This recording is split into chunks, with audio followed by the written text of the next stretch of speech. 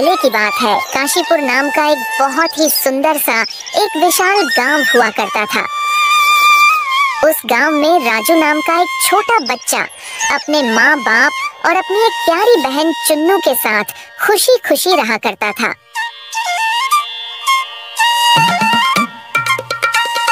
भाग्यवान, आज मुझे काम पर जाने के लिए देरी हो रही है। तुम ऐसा करो, आज दोपहर का खाना जमींदार जी के घर भिजवा देना। ठीक है जी, मैं दोपहर का खाना आपके पास भिजवा दूंगी। दरअसल राजू के पिताजी एक गरीब मजदूर थे। वह गांव के मुनीम जी के यहाँ गोदाम में बोरियां ढोने का काम किया करते थे और जो थोड़े बहुत मजदूरी के पैसे मिलते थे उसी से जैसे तैसे घर का गुजारा और घर का चूल्हा जलता था। लेकिन जिंदगी इतनी आसान कहाँ थी। अगर अचानक कोई और खर्चा आ जाता तो ऐसा लगता जैसे आसमान फटकर सीधे सर पर गिर पड़ा हो। गांव में अब हर साल की तरह इस साल भी बारिश शुरू हो गई थी। राजू बिना छतरी के दौड़ते हुए जैसे तैसे अपने स्कूल पहुंचा तो लेट हो गया।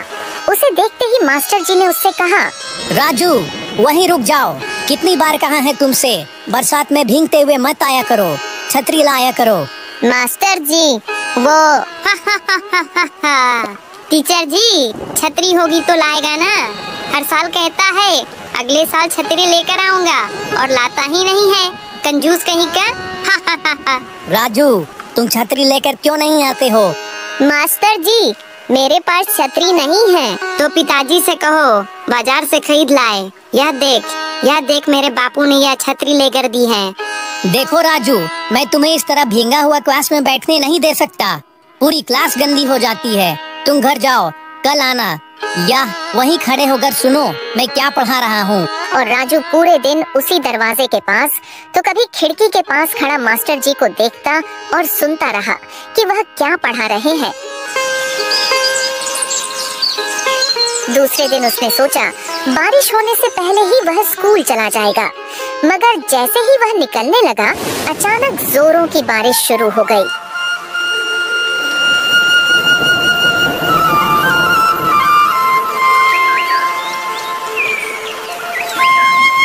अरे बारिश तो जोरों से शुरू हो गई।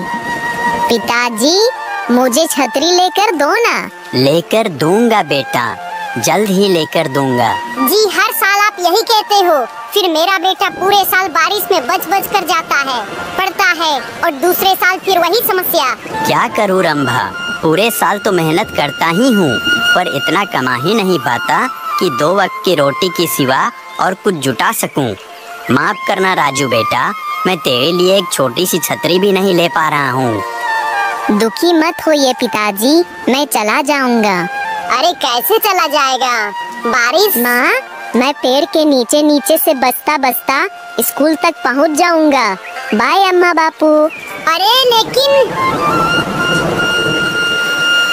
राजू बारिश से बचता हुआ भागकर एक पेड़ के नीचे पहुंचता है। कुछ देर इंतजार करता है मगर बारिश है कि थमने का नाम ही नहीं ले रही थी। राजू आसमान की ओर देखता है तो उसे चारों तरफ काले काले घने बादल दिखाई देते हैं। ओह, बादल तो बहुत घिरे हुए हैं। लगता है आज स्कूल में बहुत लेट हो जाऊंगा। मुझे चलना चाहिए। अगर कुछ देर और ऐसे ही बारिश होती रही तो मैं कमर तक भीग जाऊंगा। फिर मेरा स्कूल ड्रेस भीग गया तो मास्टर जी वैसे भी मुझे क्लास में नहीं आने देंगे। क्या करूं? राजू को पेड़ पर चढ़े हुए काफी वक्त हो गया है।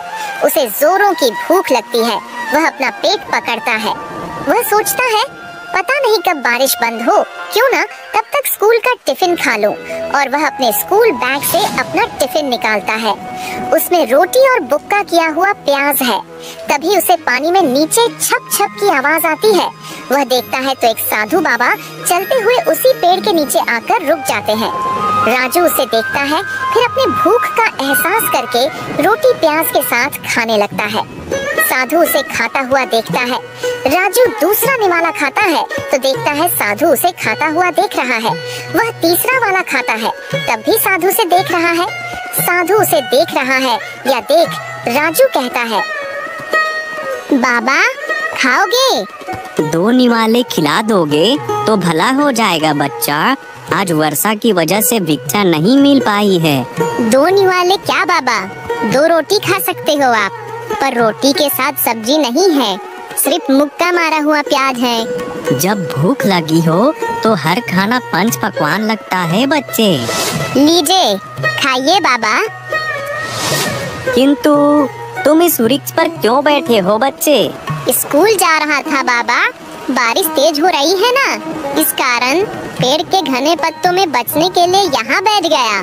बच्चे, छाता नहीं है क्या तुम्हारे पास? नहीं बाबा, बापू से कहा था लेकर दे दो, वो थोड़ा लेकर दे देंगे। ये लो बच्चा, मेरे पास एक छाता है, इसे तुम रख लो। कमाल है बाबा, छाता होते हुए भी आप बारिश में भीगते हुए आए। हम साधुओं को छाते की क्या जरूरत? हम साधुओं को छाते का क्या काम? ठंडी, गर्मी, बारिश, कुछ भी हो बेटा, हम तो कुदरत के हर रूप का आनंद लेते हैं।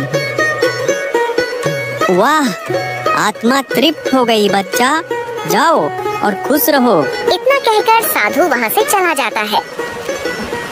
बाबा जी के जाने के बाद राजू भी पेड़ से उतरता है और छतरी खोलता हुआ स्कूल पहुँच जाता है।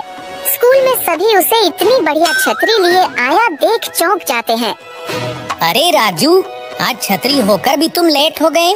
अब तो स्कूल छूटने का टाइम हो गया है। कल से लेट नहीं होऊंगा मास्टर जी, अभी छतरी मिली है मुझे, जरूर कहीं से चुराया होगा। बबलू।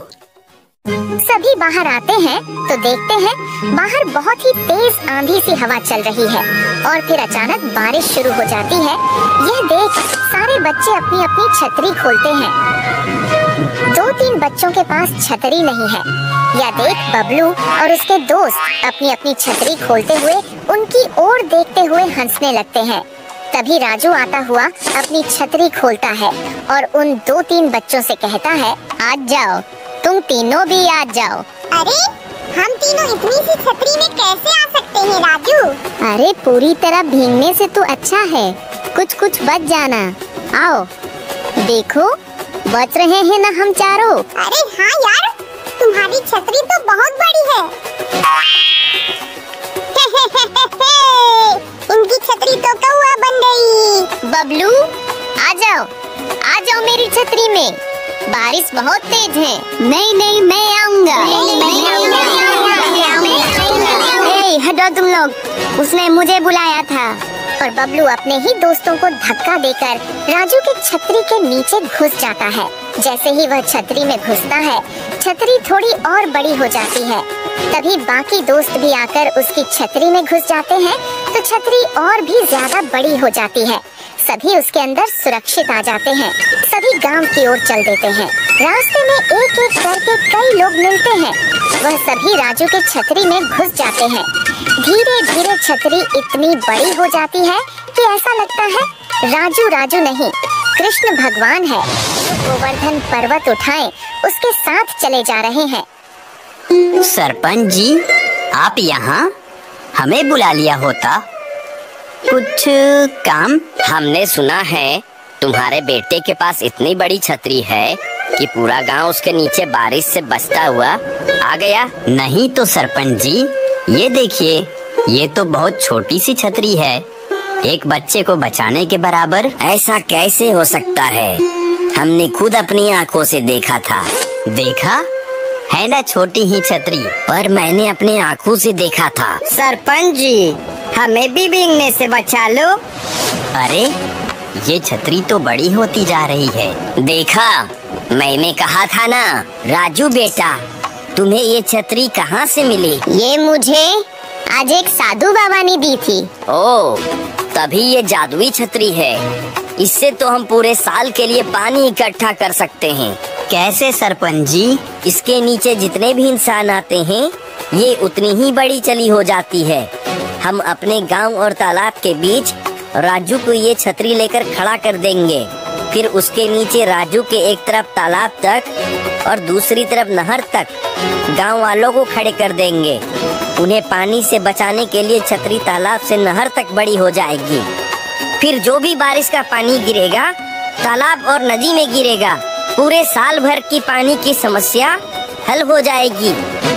और सरपंच जी के कहने पर राजू ने वैसा ही किया और सचमुच बारिश का पानी छतरी से होता हुआ एक तरफ तालाब और दूसरी तरफ नहर में गिरता रहा। फिर तो यह सिलसिला रोज चलने लगा। जब भी बारिश होती नदी और तालाब ही नहीं भर जाते बल्कि उन खेतों को भी ज्यादा बारिश से बचा लिया जाता जिनका अधिक बारिश की वजह से नुकसान हो सकता था।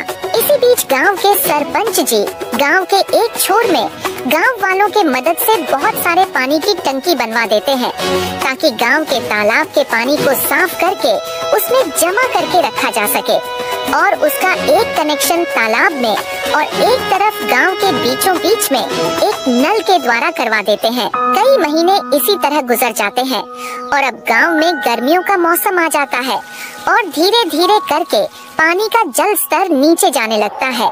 कुएं, नदी, तालाब सूखने लग जाते हैं। इसी कारण गांव के लोग पानी की किल्लत के कारण परेशान होने लगते हैं। तभी सारे गांव वाले एकजुट होकर गांव के सरपंच जी के पास जाते हैं। सरपंच जी, मैं रामचंद्र।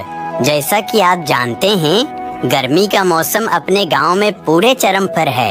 इस कारण हमारे गांव के कुएं, तालाब और नदी भी सूख गई है। इस कारण हमें पानी की बहुत समस्या हो रही है। आपसे एक विनम्र विनती है सरपंच जी। बोलो रामचंद्र, क्या बात है?